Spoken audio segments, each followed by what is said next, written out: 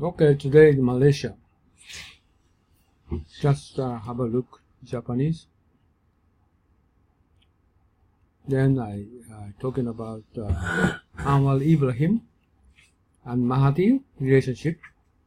He hates him, so Anwar Ibrahim get in jail, and Prime Minister Najib, he is very heavy, bribes or corruption for 1 MDB, and I'm going to reconsider for what is the democracy, especially for Malaysia. Any elements of democracy does not fit for Malaysia, but still this country is very stable and no problem for doing business and human life. Now get into a little bit more explanation about Malaysia in English. And this English sentence is I just taken from Wikipedia. Let me try to explain. Malaysia is for democracy. It's fake democracy. Almost authoritarian, with power concentrated in the hands of the Prime Minister Mahathir Mohamad. Okay, this is a little bit before, not now. According to Raja, Prime Minister,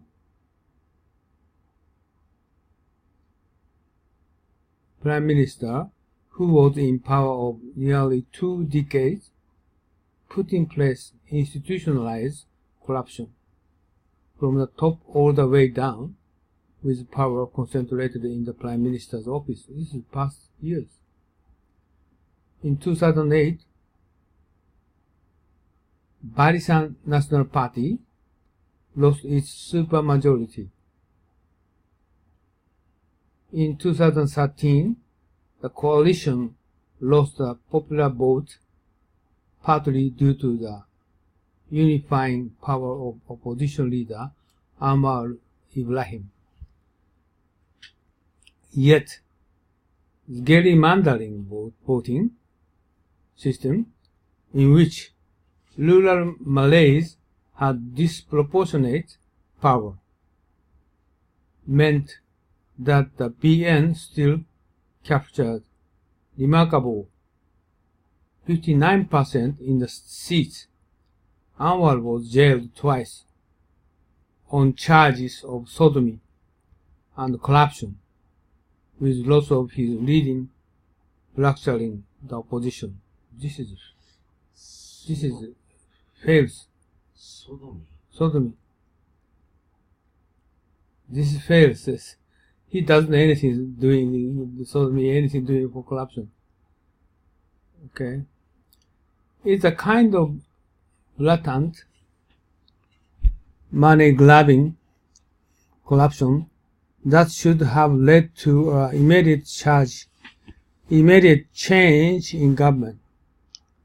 Yet, not only in the ruling coalition still in power, it's now strengthening its hold, cracking down with unprecedented ferocity on the opposition, nascent independent press, and civil society.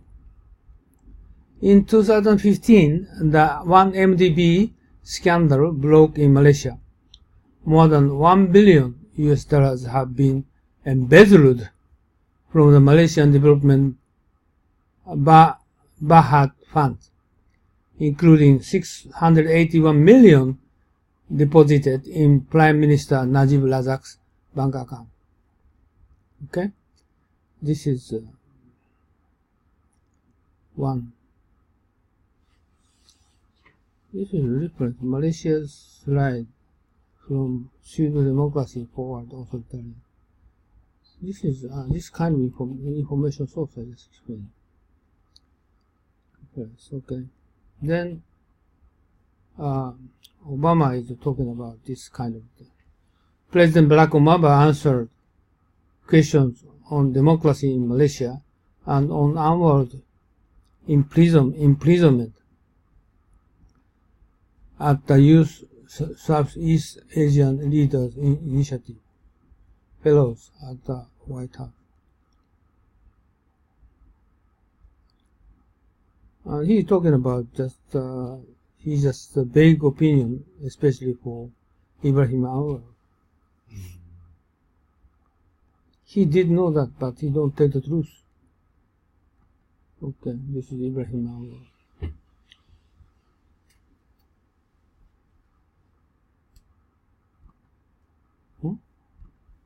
Oh my God.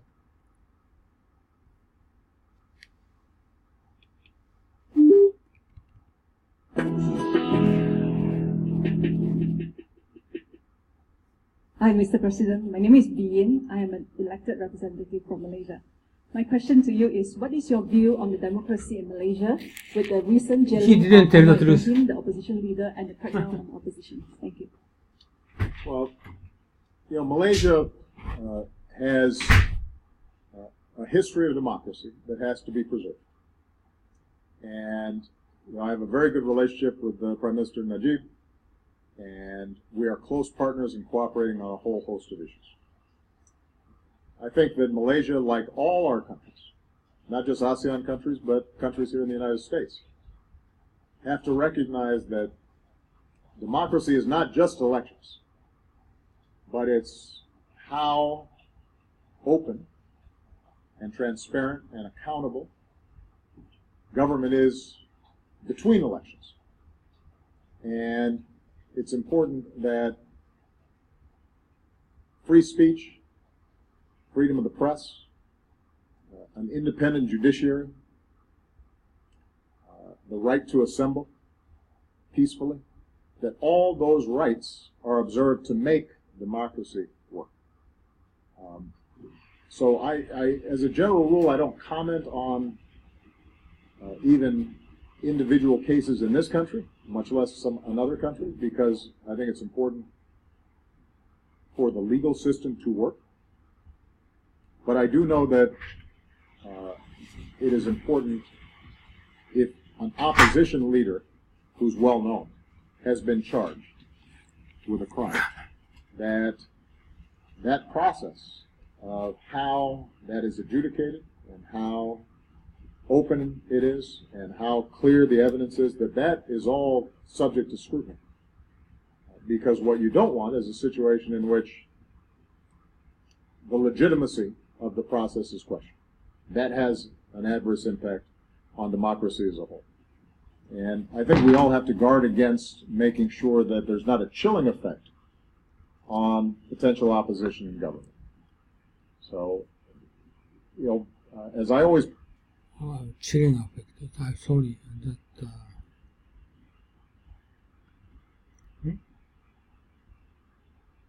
Just the idiom, chilling effect. 意味なんだっけ？冷や水を浴びせて縮み合わせる。ああ、そうそう。そう。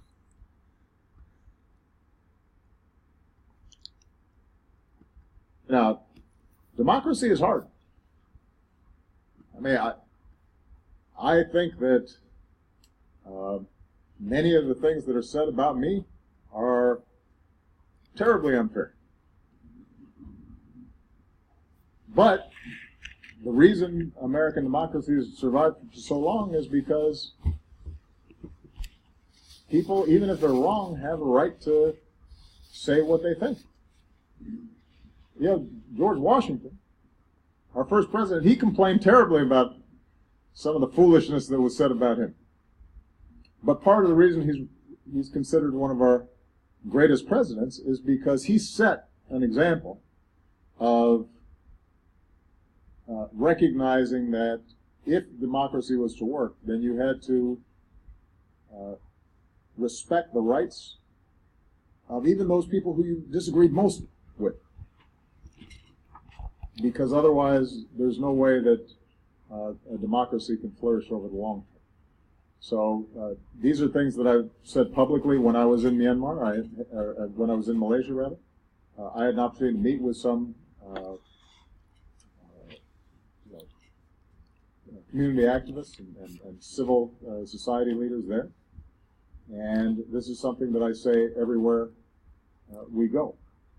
And it's important for America to recognize that we're not perfect either. And so we have to make sure that we are constantly seeing how do we improve our democracy.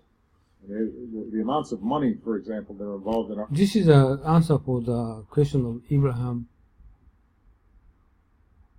question, right? Why he's put in jail, right?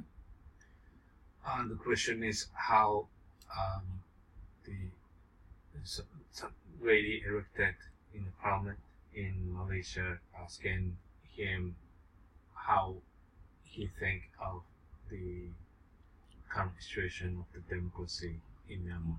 So he cannot make answer. He cannot. Yeah. These days is disturbing because it makes it seem as if a few people have I don't understand what he's talking about. more influence in the democracy than the many. And so I will continue to speak out about these issues, even with friends. Maybe sometimes we are even more willing to say something when it's friends because we know that they can do better. Thank you. Yes, sir. Usually his answer is very clear, but this is very vague. Yeah, his first, the answer was saying he did know the situation. The former prime minister was in jail because of the crime. Then he said what he could say is everything have to be scrutinized. The check, everything have to be checked in detail. Then he changed the topic from specific things in Malaysia to the general aspect of the democracy. He knows that this is more than 10 years. He knows that more than 10 years. It's the kind of checking or scrutinizing timing is already past. Right? He cannot make answer for them. We'll answer for them. Right?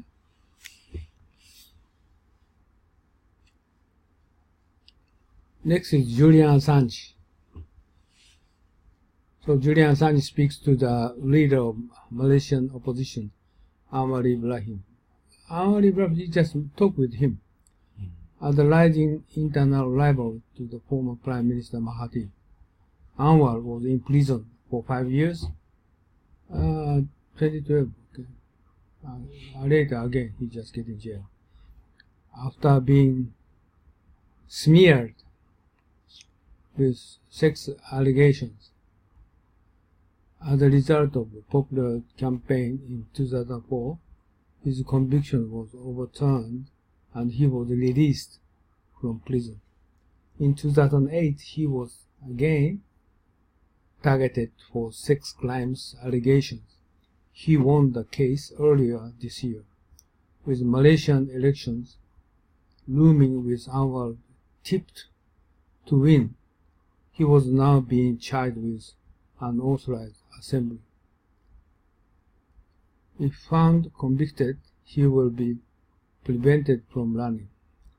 Assange talks to him about how he has survived and what he sees as the future of Asia and the West.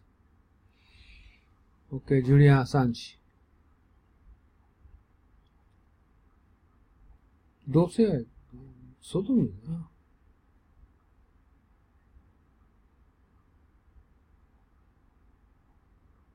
外見だな。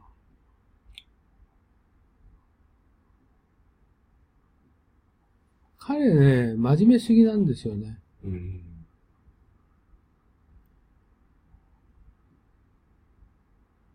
で、どういうふうに真面目すぎかっていうと、マハティールに盾ついたんだよね。妥協すりゃいいのにさ。副総理の時ね。刑務官はね、彼に親切だったんだよ。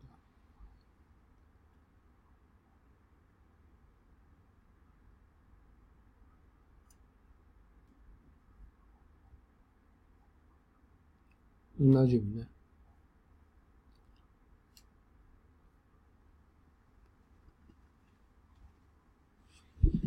I'm Julian Assange. Roger, get you in space. Editor of WikiLeaks. We've exposed the world's secrets. These documents belong to the United States government. Been attacked by the powerful. The United States strongly condemns. Hey, quit asking questions. Okay, Julian Assange. I'm Julian Assange. Roger, get you in space. Editor of WikiLeaks. We've exposed the world's secrets. These documents belong to the United States government. Been attacked by the powerful. The United States strongly condemns. Hey, quit asking questions. He broke the law. Illegally shoot the son of a... For 500 days now, I've been detained without charge. But that hasn't stopped us. Like that. Today, we're on a quest for revolutionary ideas that can change the world tomorrow. This week, I speak to the leader of the Malaysian opposition, Anwar Ibrahim. As a rising internal rival to the former Prime Minister Mahathir, Anwar was imprisoned for 5 years after being smeared with sex allegations.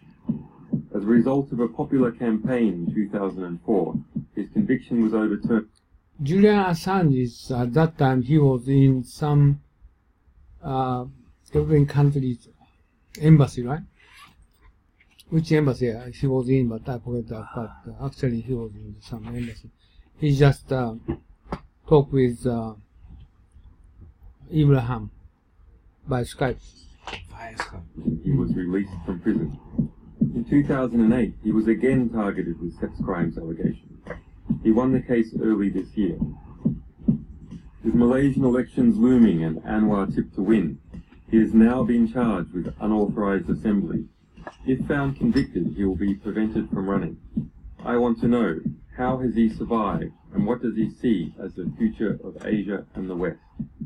Anwar Ibrahim, you were a student activist from your early days within Malaysia, and you were imprisoned as a young man. Can you tell me a little bit about what your big political progression was over this time? I mean, I was arrested for supporting land farmers in the north, demanding some treatment, fair treatment from the government. And 2 years in detention without trial. There was Internal Security Act. But later, when Mahathir became Prime Minister, he came with a mission, clearly as a reformer. And I was frankly attracted to that. We had a series of discussions, and I joined on this reform platform. And came up very fast to become Deputy Prime Minister, only to be sent back for 6 years in prison. Under Mahathir, there are a number of people who came up to the position of being Deputy Prime Minister and were cast out one by one. But your fall from grace was the most dramatic. Can you tell me what happened? I was, of course, badly assaulted. The first day I was sent to police custody. I was sent then to solitary confinement in prison. It was, of course, not a bed of roses, it was tough. Initially, I was not given even books to read, but the internet. At that time, he didn't get any book, right? Media and friends internationally did voice out, and I think finally they did concede and allowed books, and I thought I become slightly smarter, being able to read the complete works of Shakespeare 4.5 times. That's rare. He said, all the classics. 4.5 times. He read Shakespeare. Do you know Shakespeare's book, how big it is? Very, very small character like this. Unbelievable. It takes about several years. Boris Pasternak and Tolstoy, you reread them in prison, and it's interesting. From the prison world, you understand, you appreciate better. There's no interruption. You immerse yourself in the storyline. Sometimes a bit depressing, of course, having to look at the walls. But you become part player. I've never internalized or appreciated the kinglier one, the dialogue with Cordelia, until you landed in solitary confinement. But when I was in prison and I read Cancer Ward, this book by Solzhenitsyn, which is a very wonderful book, but very, very depressing and very brutal. But I felt, well, there's worse places I could be. I could be in a Siberian cancer ward with cancer, for instance. And what did you feel as, this is of interest to me because I have a number of friends who have been in prison, your view about how to handle the experience. Did you have a method? How did you control the perception of the passage of time and things like this? Well, it was tough. Now I think it may sound easy, but that particular time was very tough because of my kids were very small then. The youngest was still in kindergarten, and the time I was arrested, I could see, could just picture their anguish, despair. But what gave me some strength, the prison officers and guards were extremely friendly. They were very scared. There were cameras all around, but you can sense their sympathy and support. That keeps you going, but then there's some whisperings about what was happening, demonstrations outside. But otherwise, I just kept myself just very busy. Not all serious, Julian. I'm going to be very honest. So it means at that time he got very kindly treatment by jail officers. Right? Usually those people are tortured, but he didn't have any torture. It's very exceptional. I spent not long hours, but in the washroom, in the bathroom, singing the Beatles or Ricky Nelson or Elvis Presley. And while you're inside, outside, your wife is pushing forward a big campaign for your release. This case is why he did keep his reputation for many years, because of wife. The idea how big this movement was that she had created while you were inside? Not really, but from the whisperings of and receipts from the guards, sometimes letters smuggled in, then they realized. For example, some of the prison officers would tell me, I attended the rally 10 miles of Kuala Lumpur, and then we heard, your wife and speaking. I said, how many times? They said, at least 20,000 people. So I thought there's something real happening in Kuala Lumpur. And I could, of course, sense that because the day I was arrested, we had for the first time the biggest ever rally in the history of Malaysia. 100,000 people in the Tarana deck. I felt greatly encouraged to get the news from the prison guards. They would tell me, yeah, you were there, and many of them on the quiet became members of the party. And did you have a sense of being part of Malaysian history? By the way, this time they're going to have an election this month or next month, I don't know, but Mahathir support his party, but still Najib will win. Of being part of very interesting country. Yourself, when you heard about these protests outside and the movement surrounding trying to get you out. We trust in the wisdom of the masses. How is it that you can gather 100,000 people without that sophistication, without media access, but to still reflect based on the dictates of their conscience or the habits of the heart? How did you get out in the end? Why were you released from prison? What was the finding? In this case, what happened was they persuaded the federal court to suggest that, well, we do believe Unno may be guilty, but there was no clear evidence, and therefore his appeal is accepted. So you come back into Malaysia, and in the lead up to 2008, an extraordinary year in Malaysian politics, you try and get elected to parliament. What happens during that year? We worked very hard. We don't have any access to the media. The entire media is to support the ruling party. Even today, as leader of the opposition, I don't have even 1 minute of airtime. That's why I decided to accept. What he says is actually the major media never support for the opposition party, right? He said. That's your invitation.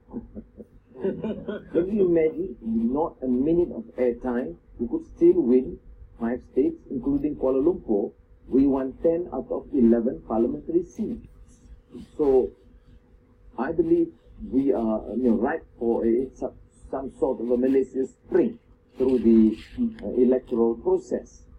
But we worked very hard, as you said, in 2007, 2008, and we did work harder among the ethnic minorities, because we found that from 1990 to 2004, they were a bit apprehensive because the policies, they thought it doesn't matter, a struggle among the Malay leaders supporting the same policies.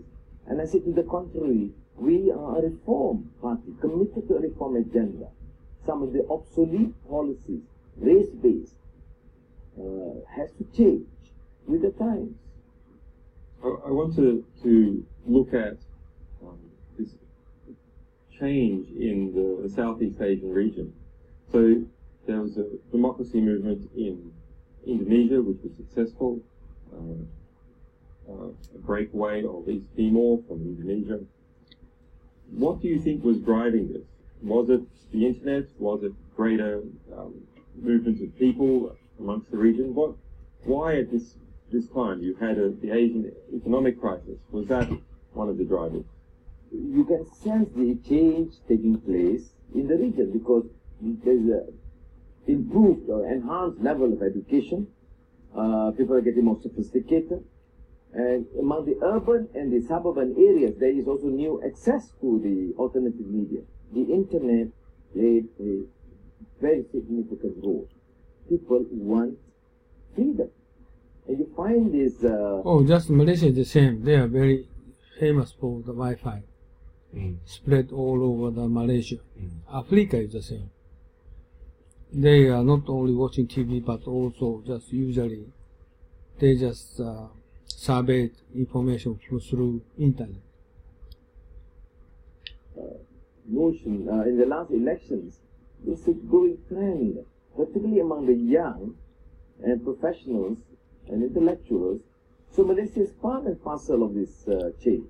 And now with the Arab Spring, is more, imminent that we can sense this change coming.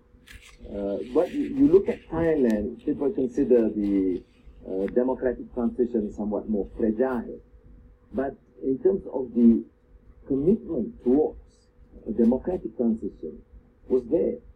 So any sort of a coup or military dictatorship cannot be expected to sustain for far too long.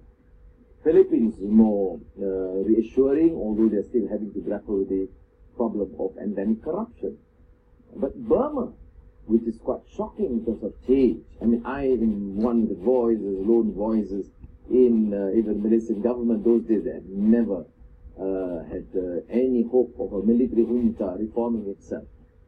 But I have to acknowledge there is some more positive changes taking place in terms of democratic transition, access to media, or freer elections. Burma is way ahead of Malaysia today. Burma, really? Amazing. Yes, because you have Aung San Suu Kyi on television. Right, and you're not committed in practice. But the second is not democratic. Yeah. I mean, it would be fallacious to assume that Burma is a democratic country. But you find some sort of a more positive, more reassuring change towards democratic reform.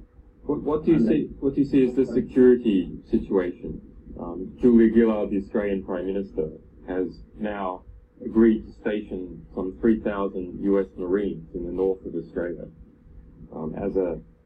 clearly as a sort of long-term pushback against any possible Chinese influence. What's going to happen to these countries in the middle?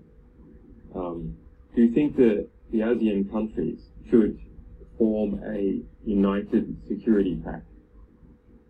I'm not a great supporter of the security pacts, but there should be a strong regional understanding between these countries, political, economic, cultural, and that would be enough to show they can deter any form of possible interference by outside forces, be it the West or China, because security pacts, Julian, for our countries would require enormous sums of money. It will always be at the expense of education, public health, housing, and poverty alleviation. And I have a huge problem in my mind. If we don't have some kind of security pact or alliance with the Southeast Asian states, won't it be the case that China picks off an alliance here, another country goes into bed with the United States, and in that way there's not a coherent sphere in Southeast Asia, but rather there's sort of a chessboard with black squares and white squares and everyone on one side or the other? We can avoid that, not necessarily by having a security pact, but strong regional body that have clear understanding. The parameter would include not to allow any of our countries to be a base for the superpowers. This was the arrangement before. I mean, the Philippines has a problem because they already had the US for a long time. But the understanding was not to increase. Let's talk a little bit about Prime Minister Najib and the ruling clique. When I was in Malaysia in 2009 and was very briefly detained by special branch police there after attending an election, the people I was speaking to were saying, whatever you do, don't mention this Awantawa murder. This is the murder of the Mongolian beauty who was body was blown up with C4 explosives and who was alleged to have been Najib's now current Prime Minister's lover. And my response to this was, well, why not? Well, because as soon as you do, if we ever do this at a rally, the police turn up and they start arresting everyone. Which I thought was a great opportunity, because whenever you want to have a lot of police somewhere, you have a button that you can press at your time and place of choosing to get them there. But can you describe this murder case, and why is it still so sensitive in Malaysia? It should not be sensitive. I brought this up in Parliament, and of course the Speaker or the members of the Democratic were very upset. I did not in any way infer that Najib was even complicit in the murder. What we said was there were major questions unresolved. Number one, why did you change the judge? Number two, why was there no proper investigation? Number three, why were the key people not called as witnesses in the case? I mean, it's a major issue. And this case, the murder of Altan Tuya, is related to a major corruption scandal. I didn't survey this matter. Something, I didn't write down here. Maybe I don't write down here. No, I don't write down here. Something, manipulated, right? Proving the purchase of procurement of 2 submarines from France. Now the case now is in the Paris court. How is it can be heard and opened up in a Paris court, and we are completely silent about that? In Malaysia, the testimony of a number of the witnesses in this case was secret for some reason. Yes, secret and worse. In 2008, around the time of the election in Malaysia, you suffered a second accusation of sodomy brought by one of your aides. was just a smear campaign. It went on about the sodomy charge, and every village displayed this video about the so-called statement from the complainant. But again, as I said, don't underestimate the wisdom of the people. You have the entire cabinet, the entire government resources, every night in the national media abusing me, and still I increase my majority. But worse is to use this as a political ploy, trump up charges, use the police, and finally even the judiciary. Although finally, Julian, I was acquitted, but never suggest that the judiciary was independent. Right through, they could just entertain and allow the prosecution just to abuse. Disgusting. When you use this facade, democracy, democratic elections, judicial independence, and you abuse the process. This is very interesting case, right? Judiciary is the government side. Major media is also government side. Sorry, I sound a bit strong in this case. No, I sometimes feel like speaking this way myself, so I'm glad you did. So, Anwar, let's talk about the future. We have a good portrait of Malaysia now. So let's talk about where Malaysia's going forward and where the region is going forward. What is your plan for Malaysia if your opposition coalition was to win government? Immediately, we should mature as a democracy. Okay? We have a largely much better infrastructure and more educated workforce. Don't treat Malaysia in such condescending manner that people are not prepared to already to be exercise their freedom. Which means independent judiciary, free media, and an economic policy that can promote growth, market economy, at the same time understand the abuses. What we talk about in our discourse, even the Arab Spring. Arab Spring, one area, clamoring for freedom before. Then we have Occupy Wall Street. The limitations, the unbridled, greed, and the gap between the very rich and very poor, complicity between the big business groups and politics. This we need to avoid, because we should learn from the frustrations and from the frustrations in the West. In the West, and I mean your experience too, and the fact that they're now exposed to WikiLeaks. Yeah. You can sense the hypocrisy, the paradox, and contradictions between these, pronouncements and what was actually the missive sent. Then you made a major contribution. Not everybody agreed. Some of the missives are even at my expense, but I support that. You know why? Because you understand what is realpolitik. What is the so-called hypocrisy of the notion of diplomacy that is not based on truth or morality or ethical standards, but pure brute power and parochial or national interest. So I think this needs to change. Why can't Malaysia, after half a century, bring this new sense among Malays, Chinese, Indians, or Dayaks, that look, we are a big family, we can move up together? Why can't it be done? Why is it so difficult? It's a rich country, We have 90 billion ringgit net income from petroleum. We're not like most of our neighbors having to import and having this, What will it take for that to be done? Is it a matter of education? No, it is leadership, William. It's a courage, a conviction, tenacity of purpose. You want to do something good, you must not be corrupt. And it has to work. And of course, politics is the art of compromise. I'm not saying that, you're like a political philosopher dictating issues, but there are certain ground rules that you have to accept and adopt. I mean, you attack, the moment you say you are for democracy, you become a Western stooge. The moment you talk about market economy, you become a, Soros agent. But these things. I've been one of those. You have now, the moment I have an interview with you, you know what will happen after this.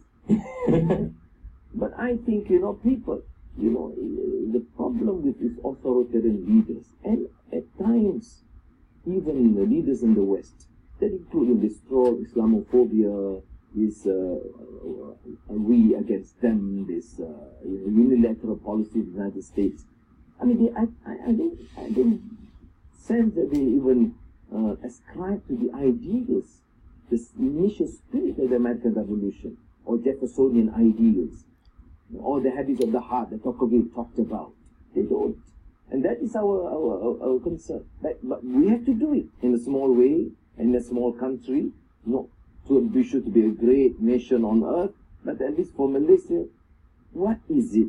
Why is it so difficult to make a village guy, a Malay farmer, and a Chinese petty trader or Indian estate worker feel that they're being respected and recognized as a citizen, given the dignity as a citizen? I don't think it takes a lot. It takes just conscience, sincerity, and courage or conviction. Very good. Anwar Ibrahim, thank you very much. Thank you. And good luck. So that's very, very nice. Thank you, Anwar. We've got lots of good material there. Actually, just as a matter of curiosity, I interviewed the president of Tunisia. Did you manage to meet with him when you were over there, the new president? No, I was, unfortunately, that time they were hosting the Syrian opposition. Oh, yeah, the Friends of Syria. So I just met Rashid Ghanouchi and half the cabinet and 60 MPs there for this dialogue, mainly on this issue about democratic reform and that they have a major role because if they go to be too tough on some of the Islamic issues, then there'll be greater concern about the role of Islam. Mama, back to you. What's happening now? So right now I have this US grand jury which has been investigating me for 18 months, and it appears to have filed a secret indictment which will be used to try and extradite me to the United States. At the same time, I have a case in the Supreme Court here in Great Britain, which used to be the House of Lords, and if I am not successful, then I will be extradited to Sweden, imprisoned immediately, without charge. I have not been charged ever. By the way, where he is now? At that time, he's some embassy in Britain. He moved into somewhere, right? Sweden? No, he didn't go to Sweden. No. Any country. And then the go through a sex trial, or not, maybe they will drop it. But they refused to come over here to interview me, to ask questions. We offered to do this by phone, to go to the Swedish embassy here. They refused to do this. Instead, they demand to extradite me to ask questions without any charge. And this is the situation I have been in now, under house arrest. I had an electronic manacle around my leg to report my location. So, so it's a bit grim, but on the other hand, I do have a platform. It does give me, to a degree, a platform. And this process comes out of the legislation in Europe in response to 9/11.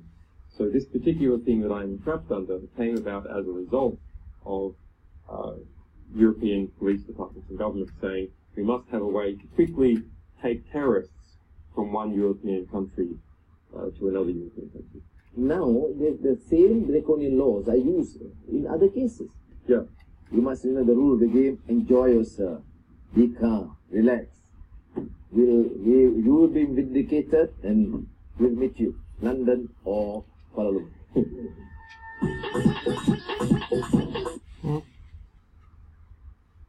I don't know where is Julian Assange now. When is this to take video? 2012.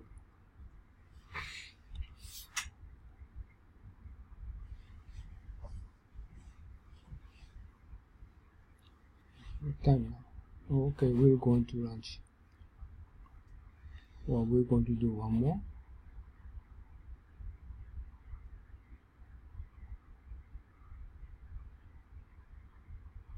In this week's upfront, we speak to Mahathir Mohamad, Malaysia's former leader, about his quote. By the way, this is Japanese or exactly?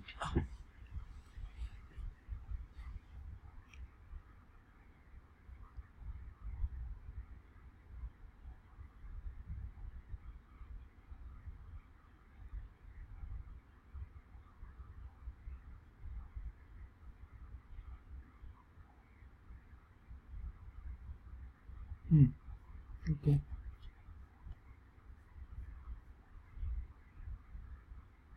How about this? About his call for Prime Minister Najib Razak to resign.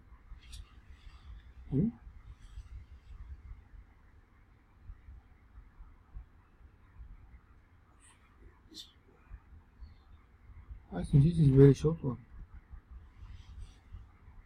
Why is the former Prime Minister of Malaysia trying to overthrow No, the current 25 one? minutes.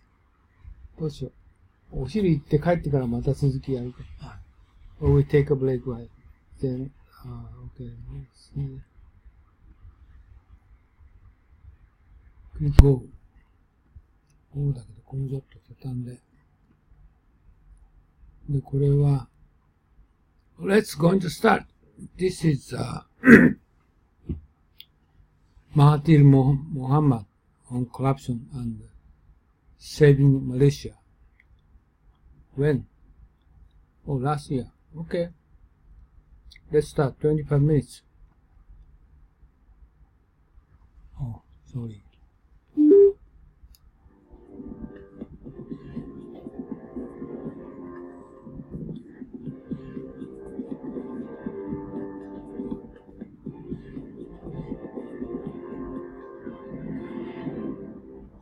I'm Mehdi Hassan, also on the show. Ethiopia's biggest ethnic group, the Oromo, are taking to the streets to demand their rights. But with hundreds dead, thousands detained or disappeared, is the government guilty of a violent crackdown? That's our debate. But first, Malaysia's opposition is gaining support in its Save Malaysia campaign to oust current Prime Minister Najib Razak. Elected in 2013, critics claim he's mismanaged the economy, suppressed free speech, and allegedly taken hundreds of millions of dollars in bribes. Allegations which he, of course, denies. But the man leading the campaign to topple it is his own controversial former mentor, a man who's been dubbed a giant of Asia and who served as Malaysia's Prime Minister for 22 years. This week's headliner from Kuala Lumpur, Mahathir Mohamad. Mahathir Mohamad, thanks for joining me on Upfront. You left Prime Ministerial office in 2003, yet you're now leading the campaign, the Save Malaysia campaign, against the current Prime Minister Najib Razak, who was once your hand-picked successor, your protege. Why? Well, he's gone off track. He's done a lot of things which are actually wrong. And as a result, he has put the country in a very bad position, economically, politically. It is also getting a bad name throughout the world. So he has to go. And you've accused him of... Even if he's just talking about this kind of message, but Najib will win. Will win. Will win this next election. I don't know. How come? All media support him. Corruption. Prime Minister Razak would say he hasn't been found guilty of anything. He would say that he was cleared of corruption by Malaysia's Attorney General back in January, who said the $700 million that was found in his bank account, in the Prime Minister's account, was a donation from Saudi Arabia, but you don't accept that. He has not been found guilty of anything simply because the Attorney General refuses to reveal what was reported to him and merely said that he has done nothing wrong. And the Attorney General, recently appointed by him, seems to be clearing him on every issue without revealing the basis of his decision. The spokesman for the current Malaysian government has accused you of political opportunism and desperation. He says if you want to change the government, quote, follow democratic process, and await the next election in line with Malaysia's laws. He's right, isn't he? You have no right to overturn the 2013 election result, which returned Prime Minister Razak to office, do you? That would be a coup. The government is not going according to the laws of this country. Whenever somebody reports on the misdeeds of the Prime Minister, the man would be detained, questioned, and charged before a court for some laws which are not related to what he has done. But in a democracy, and Malaysia claims to be a democracy, shouldn't the people kick out a Prime Minister, not the former Prime Minister? No, the people has a right to do that, but he has closed all avenues for redress. The people cannot even speak. The newspapers do not publish anything about his misdeeds. And if you go to the parliament to try and move a motion of non-confidence, he has agreed over his party, which is the majority, and they will never support a vote of non-confidence. So there is no way we can take action against him except by trying to make it well known to the people of Malaysia and the world that he has done a lot of wrong. You've said that Malaysia can no longer take the corruption of the current government, and yet there was corruption on your watch too, wasn't there? In fact, you only fell out with your own Deputy Prime Minister, Anwar Ibrahim, after he went on a campaign against corruption and cronyism in the late 1990s, which ended up targeting many of your allies, including your son Mirzam, who was allegedly trying to get a government bailout. He's talking about Mohammed, 1990. Also, Mohammed, you did corruption. A shipping company. It is all the accusation, but in that case they are open to prove that that is so, but they have not proven.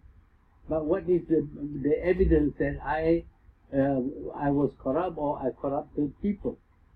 There is corruption in every country. It is a level that counts.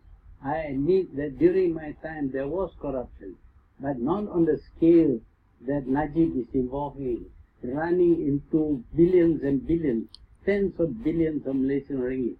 That has never been done or heard of in this country. That's a fair point.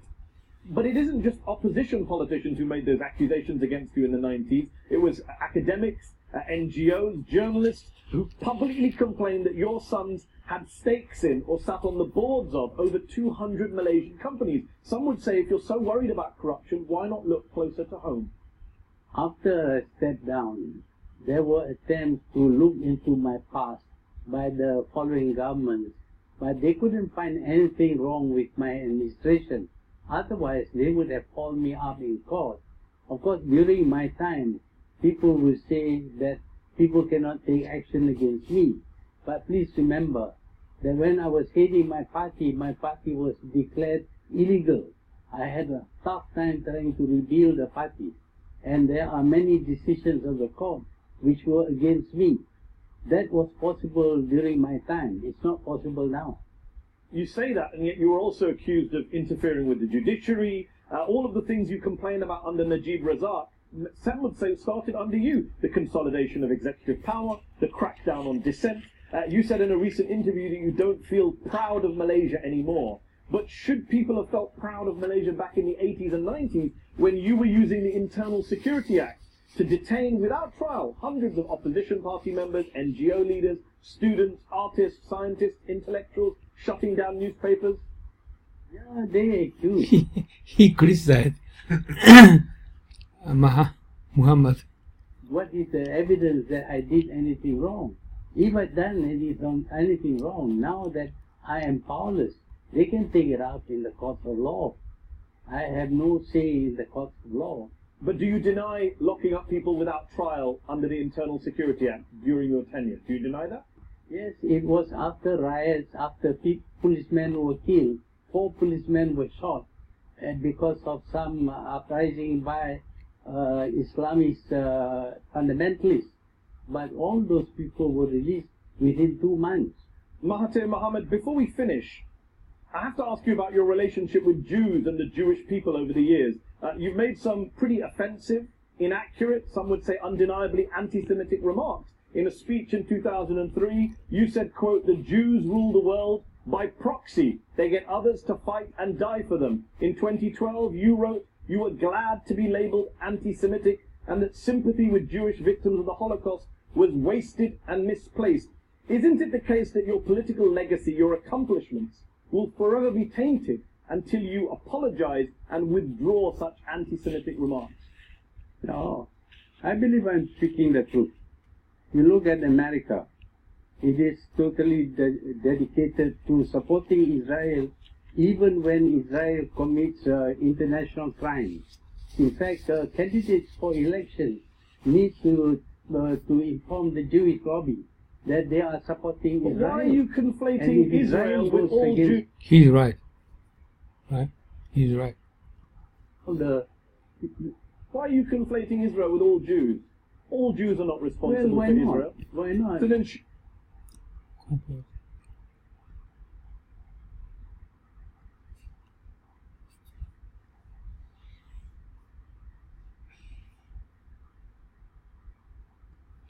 should all Muslims be conflated with ISIL? In America, American Jews mostly support Israel. Mahathir Mohamad, should all Muslims be conflated with ISIL then? If everyone is collectively held responsible for the actions of people in their faith? No, it shouldn't, because if we are not working in that direction. What I said was that the Jews are ruling the world by proxy. That's an outrageous claim with no evidence. Of course, how can you say that Jews are ruling the world? That is an anti-Semitic conspiracy theory, is it not? If you refuse to see evidence, then I can help you. What is your evidence for the fact that Jews are, quote, ruling the world? Jews are not too many. There are not very many Jews in this world. By themselves, they cannot rule this world. But they can influence countries to do the work for them. And America is very much under Jewish influence. That is why it supports Israel. Whether Israel is doing the right thing or not, whether it commits crimes or not. Israel does all kinds of horrible things. Okay, but your very reference to the Jews, many would say, is anti-Semitic. We'll have to agree to disagree on this. One last question. What is the future of Malaysia in the next 5-10 years? Well, if Najib is there, this country will go to the dogs. The economy will fail. Politically, this will not be any democratic in any way. This will be a dictatorship because he has just passed a law which gives him power to overrule or to disregard the parliament, the king and everybody else. He decides.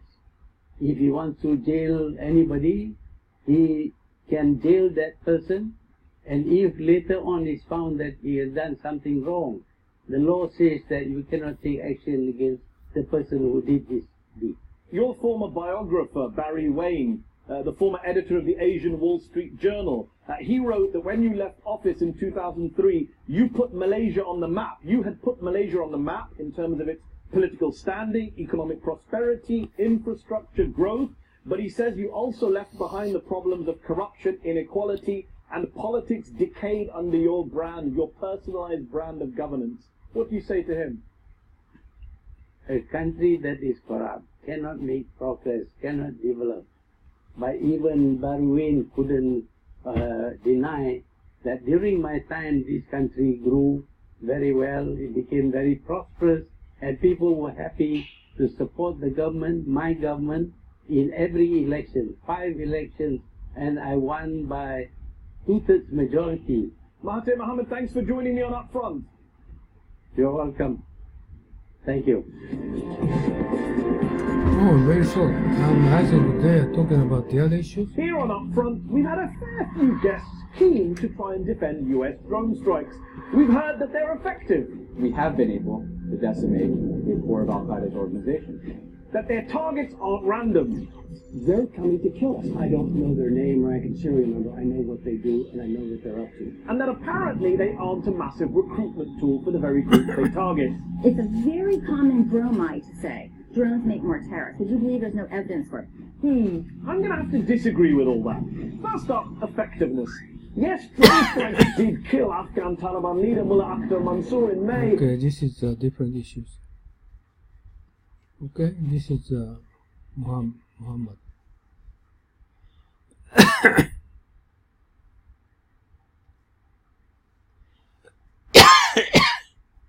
He just interview viewers criticize Mahathir, but Najib is more bigger than modern corruption is more heavier than at the age of Mahathir. The other issue is Najib Razak corruption allegations. Malaysian government accused of media clampdown.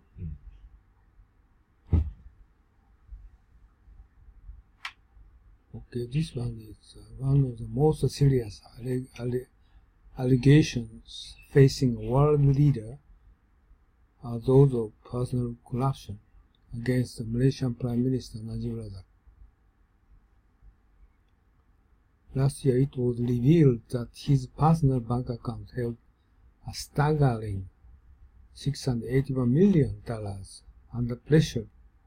Najib set up an inquiry which found he'd done nothing wrong and that the money was a gift from a Saudi prince, the bulk of which he'd returned. Our Asian correspondent Jonathan Miller caught up with Najib Razak. His report has flashed photography from the start. Okay.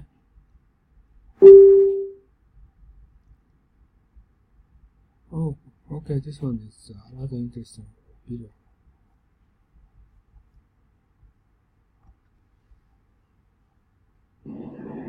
When it comes to corruption allegations, Malaysia's Prime Minister is in a class of his own. Hundreds of millions of dollars from a sovereign wealth fund which he chaired were discovered to have found their way into his personal bank account. He's denied wrongdoing, but is fighting for his political life.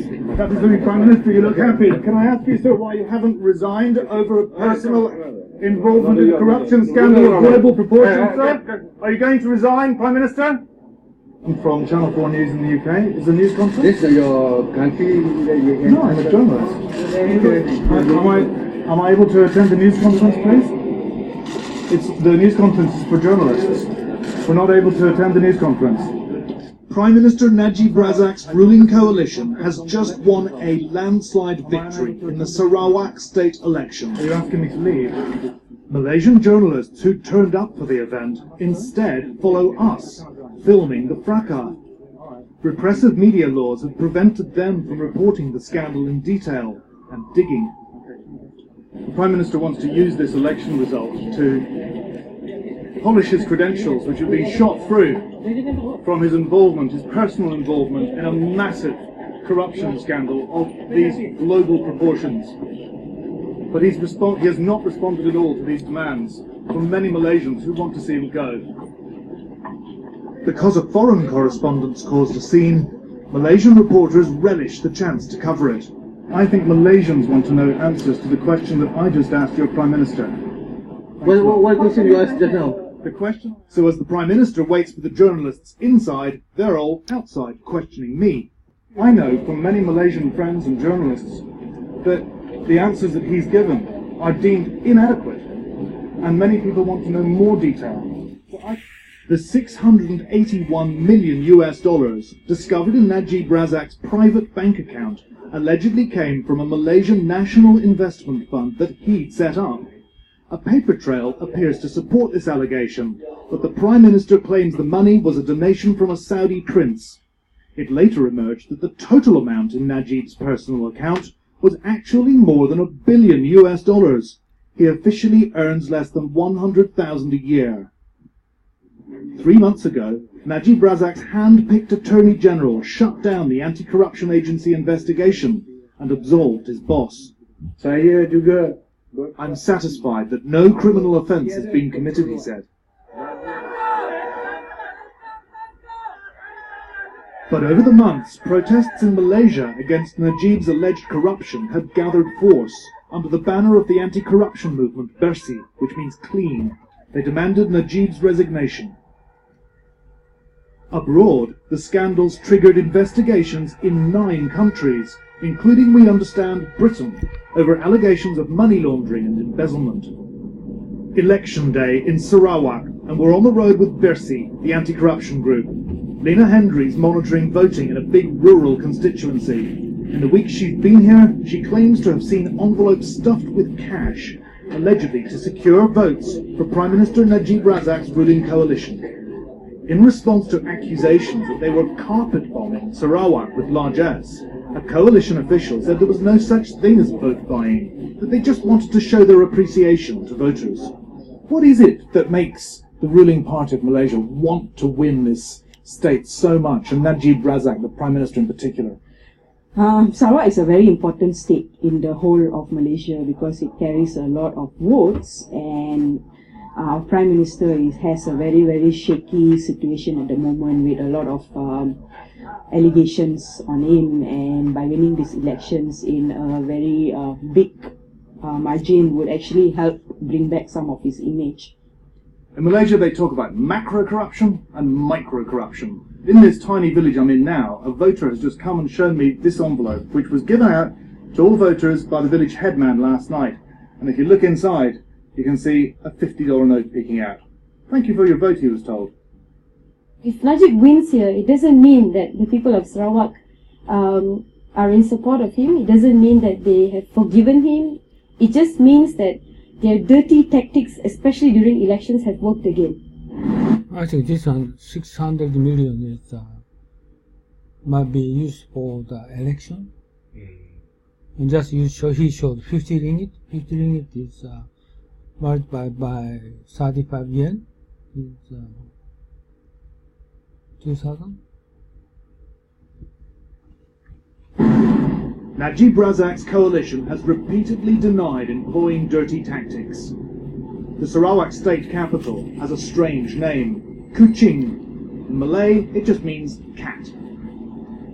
It should be renamed Kerching, for today it's a city of fat cats, enriched by the pillage of Sarawak's timber. This is a land where money grows on trees. Clear felling of the forests has turned once crystal clear rivers coffee brown.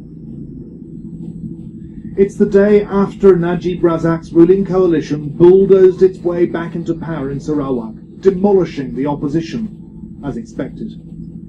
We're way upriver, and I'm with a Dayak tribal land rights activist who's told me the villagers of Kampung Mentu Tepe have something to show me. They want to take me to their ancestral forests, tribal reserve land as it's called. Primary jungle in which generations of villagers have hunted and harvested the fruits of the forest.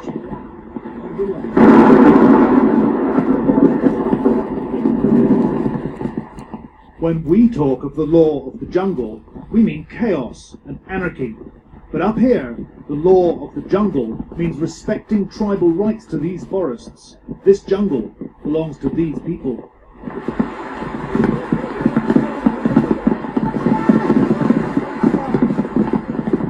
We have to cross the stream. There's a crocodile here. But these people hadn't told me that to reach the reserve land, we'd have to cross a rain-swollen, crocodile-infested river in the middle of a thunderstorm.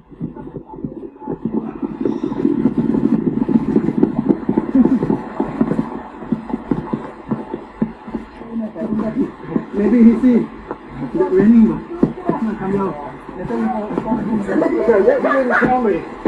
What you didn't tell me is that we'll be swimming across. I really thought you had a boat.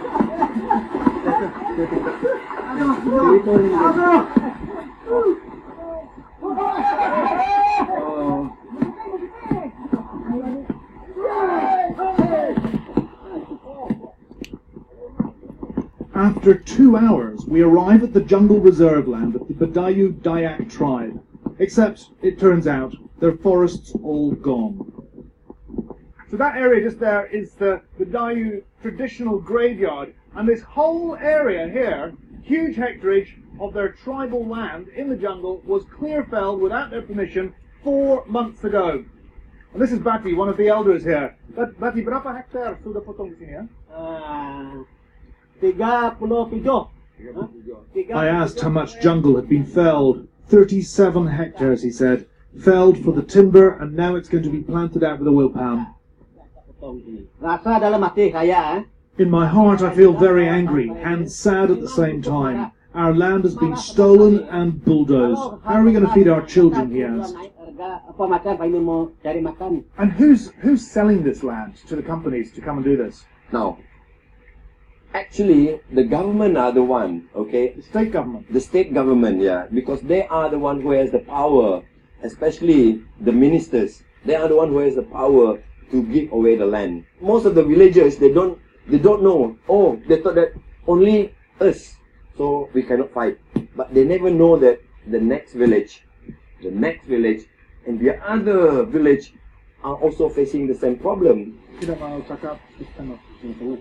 There are currently more than 400 such land grab cases in the Sarawak courts. Trying to make sense of all this is as hard for Bati and his villagers as it is for those trying to join the dots between corruption at the top of the tree and the villagers' trees have been felled by those who scorn the law of the jungle.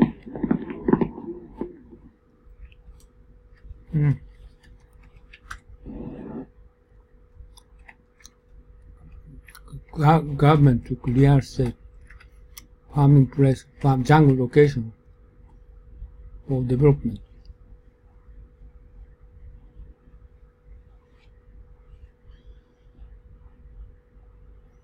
This is another same, article.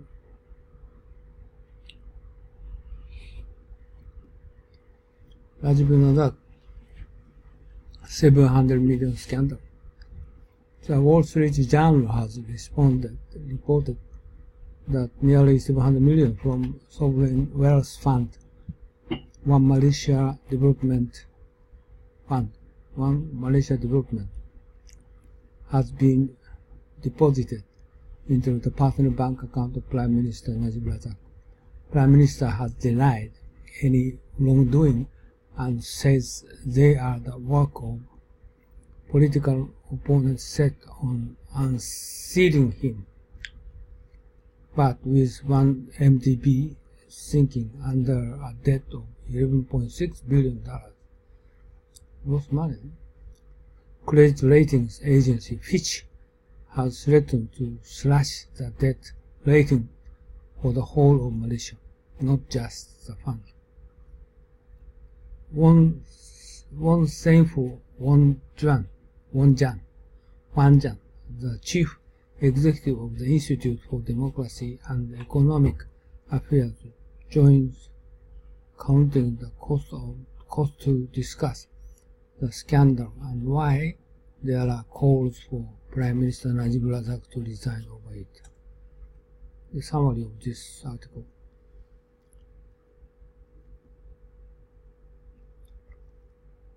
Okay, I just almost explained the same. But not only the corruption, but also they spend, the government spend the fund money over the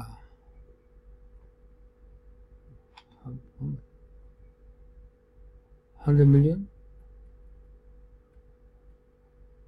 No, 1 billion?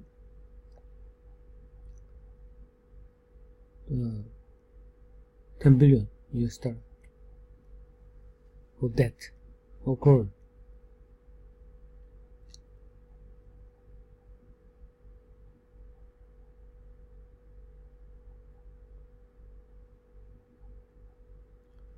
I think he said the survey is well done, but result is neglected actually. Okay.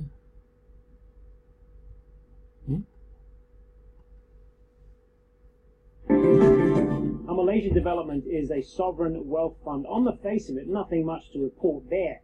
But the fact that it's the creation of Malaysia's current Prime Minister and that there are some questionable numbers now floating around, well, that changes the narrative considerably. The Wall Street Journal reported that nearly $700 million from One Malaysia Development, or 1MDB, was deposited into the Prime Minister Najib Razak's personal bank account. For his part, the Prime Minister denies any wrongdoing. But 1MDB already has its own problems. It is currently sinking under a debt load of $11.6 billion, and because of that, the credit ratings agency Fitch has threatened to slash the debt rating for the whole of Malaysia, not just the fund. Kamal Santa Maria spoke to Wan Saiful Wan Jan, the chief executive of the Institute for Democracy and Economic Affairs. His problem is not only the bribe, but also that they spend all funds, them all, lose money. About the 10 scandal billion. and why there are calls for Prime Minister 100 billion US dollar. Razik to resign over it. Here's that interview. Mr. Wan, this is a very interesting story, and I want to start with a very simple idea of a Prime Minister who sets up a sovereign wealth fund. How did he come to be doing this? Because it's not the sort of thing we usually hear about Prime Ministers. That one yes, is already. This is indeed a very right. So you told us. I told them out. No. I just told they don't get directly involved in transactions like this. They will remain as board members or something that's formed officially by the government. But in the case of 1MDB, One Malaysia Development Berhad, Prime Minister Najib is seen as a very key player in setting up and running the organization. So it's a very weird situation, it's a very unique situation for the company. And I think this is a source of all the problems faced by the company as well as the Prime Minister today. Right, so did he sort of set it up and then sort of stack it with people who are familiar with him and who are associates of him? I'm just wondering how much sort of attention this fund has garnered from financial regulators and commentators, etc. Well, the Prime Minister himself is chairman of the advisory board. So if you look at the way the company describes itself, they will say that they have 3 layers of check and balance mechanism. One is, of course, the senior management team. Then they have the board of directors, the ones who are legally responsible for the company. Then they have the board of advisors. And the Prime Minister chairs the board of advisors. And this is where it gets a little bit unique, as I was saying just now, in terms of corporate governance, because usually the board of directors will not get too involved, but in this case, the perception at least is that the Prime Minister is heavily involved in the day-to-day running of the company. Okay, so can you explain to me and to our viewers exactly the sort of trouble that the fund itself has gotten into? Because it's been around for 6 years, I think. What is the fund? And as I say, what trouble has it found itself in? The purpose is for development investment, and they take a position in the market in the sense that they would invest in particular projects or companies and take a long-term view to benefit in the longer run. But so in theory, the business model is okay, but then when it comes to the actual operations, they are heavily dependent on debt. So they have accumulated more than 42 billion Malaysian ringgit, more than 10 billion US dollars in terms of debt to fund the operation of the companies. And this is the problem. It is heavily indebted, and people are beginning to ask, how will the company repay all those loans that it has taken? Will the Malaysian government have to bail out the company if the company does not succeed? And will that mean the taxpayers pay the ultimate cost if the company does not succeed? So the question started off simply because of the high amount of debt that this company has. And then it went on to a few other problems, such as allegations of misappropriation of funds, allegations of the funds being used, some of the money being channeled through subsidiary companies of 1MDB and ended up being used for campaign financing. All these allegations started coming up. And the latest one, of course, is what most people would have heard, that the money is allegedly put into the Prime Minister's personal bank account. Right, and so there is going to be an investigation into that, and that of course goes back to one of my earlier questions, and that is, if a Prime Minister is so heavily involved and is actually the chairman of the advisory board, then how much faith can we actually have in this investigation process? Well, I would separate this into 2 different things. Number 1 is the fact that there is an investigation ongoing, and number 2 is the fact that once the investigation concludes, the investigators would have to submit their report to the Attorney General, and the Attorney General has the powers to determine whether or not to charge anyone if there is any wrongdoing. The investigation itself is being run by a task force consisting of 4 people: the Inspector General of the Police, or the Chief Police Officer of Malaysia, the Governor of Malaysian Central Bank, the Chief Commissioner of the Malaysian Anti-Corruption Commission, as well as the Attorney General. The investigation team, the task force, I think, is quite a good one. Of course, there are people trying to raise doubts about the credibility of the scheme, but generally speaking, I think they are credible individuals and they are credible team. The problem, however, is after the conclusion of this investigation, because ultimately, in reality, all 4 of them report to the Prime Minister. But ultimately, the report will be submitted to the findings will be submitted to the Attorney General, and he is a political appointee, appointed by the Prime Minister to advise the Cabinet and the government on legal issues. He said she is the problem. He will have the powers, the complete discretion to decide whether or not to charge or to dismiss the allegation. And I think that will only raise even more questions in the future. Just briefly, Mr. Wan, has a sitting Prime Minister in Malaysia ever been investigated in this manner? I think that, there have been many allegations before, but not to the extent that a potentially criminal investigation is conducted. At the moment, there is no real statement from the officials whether this is a criminal investigation or not. But, everybody knows that this is about the potential or the alleged misappropriation of funds for the money from one NDB eventually ending up in the personal bank account of the Prime Minister under his personal name. So there is a potential for criminal investigation. I can't believe it. That would be too stupid. If you really want to misappropriate money, you're not going to put it in your bank account. Story, isn't it? And one that I hope we'll talk to you about again, Mr. Wan. Thank you for your time. Exactly. Okay, this is end of Malaysia. Okay, any question? All the way talking about Malaysia is Najib Razak. Ibrahim, okay.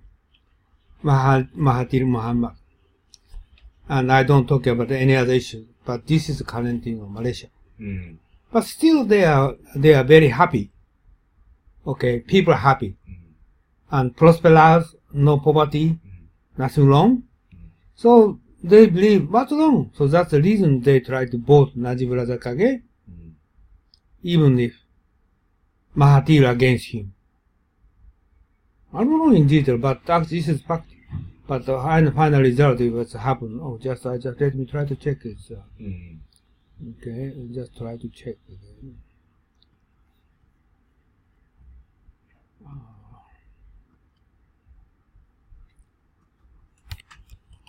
Malaysia election. No, next year. Oh, not this year. Next year.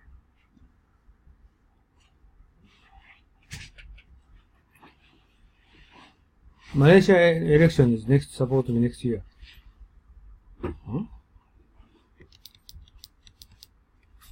Sure, the Malaysian election.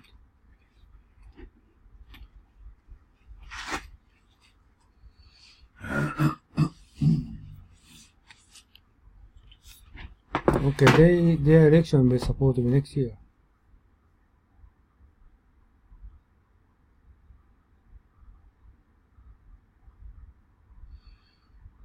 Next August. So we don't know what's going to be result supposed to be. So Hitler Najib is trying to keep Ibrahim in the jail until next year. And so also how to consider for the voice of Mahathir Mohamad. He against him, right? But his age is 92 years old. 93. 93. So it's very risky. Yeah, as long as you don't see seriously this aspect of the politics, then you can feel comfortable. But yeah, it's a matter of how much justice you want to follow. Sorry, say again.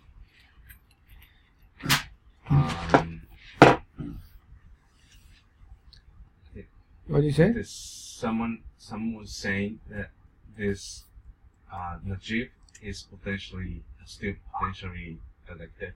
The next one, he's still the popular in the upcoming vote. Right. But this is one of the downside of this political system, where the people can just they can be feeling comfortable unless they don't seriously look at the actual political situation. Actually, true story unknown because of the investigation have done, but judiciary is favor for government, so they didn't make judgment based upon survey, so nobody knows, right? And but also $100 billion US of fund gone. But this money is government. They do civic people never criticize $100 billion fund gone, because this is actually taxpayers' money, right? So this is also strange, but probably Najib is managed, but actually the economy is not so well, but Najib control this country and people keep happy, I believe. This is the reason why he just supported.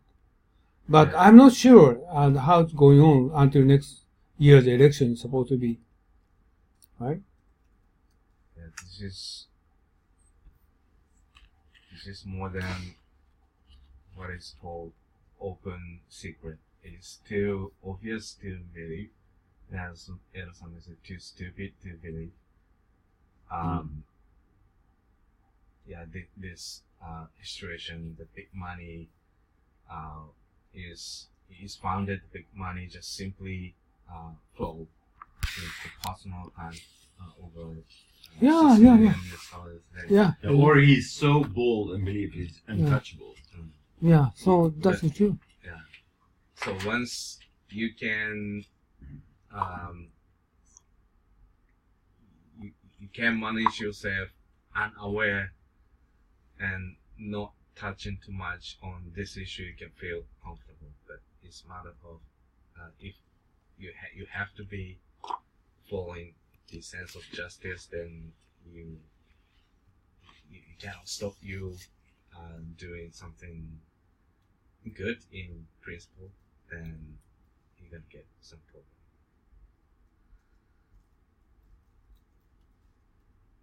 So you can manage yourself a little bit away from the things of have to be injustice. He Najib?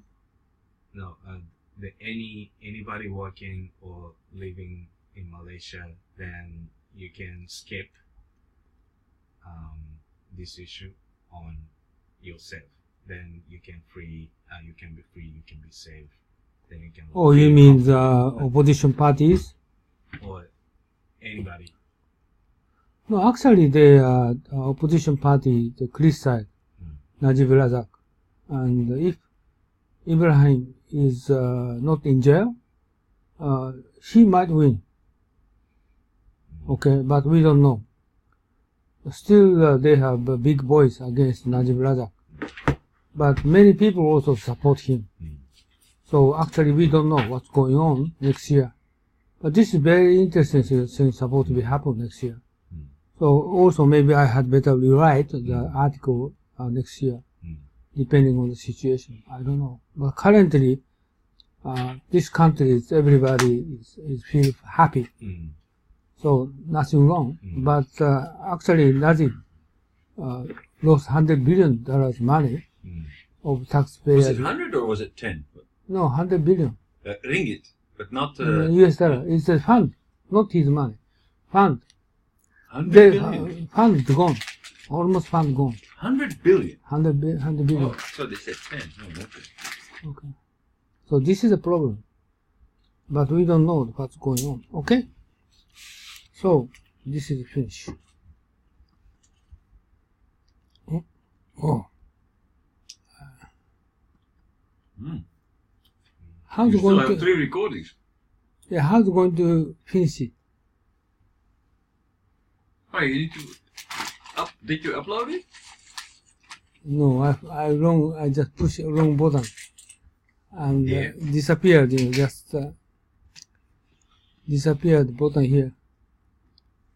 You didn't record it? No, recording now. How? Go...